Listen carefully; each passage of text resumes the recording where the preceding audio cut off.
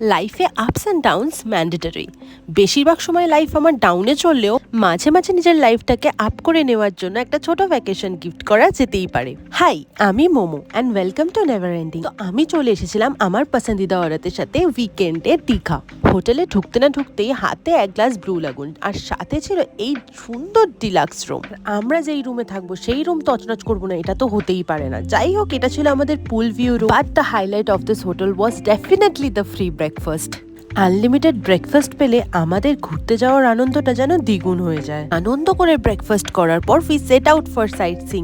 New Digha old Digha beach ছেড়ে চলে গেছিলাম উদয়পুর বিচে, সাথে বিচে বসে রান্না করে দেওয়া কাঁকড়ার স্বাদ। উফ। After that we heading towards মোহনা। মোহনায় গিয়ে দেখলাম প্রচুর ধরনের মাছ পাওয়া যাচ্ছে, এগুলো সব শুটকি মাছ। তারপর একটু ফটো সেশনের পর আমরা চলে এসেছিলাম ওল্ড দীঘা। ইভিনিংয়ে কিন্তু old Digha looked particularly beautiful. There was so much life all around. কোথাও ফাংশন হচ্ছে, কোথাও বা কেউ খাবার বিক্রি করছে, আবার কেউ কেউ কিছু জিনিসও বিক্রি করছে। We really enjoyed in it old Digha. হাতে সময় থাকলে you can visit Dheusagar. The place is small but quite beautiful with some activities to enjoy.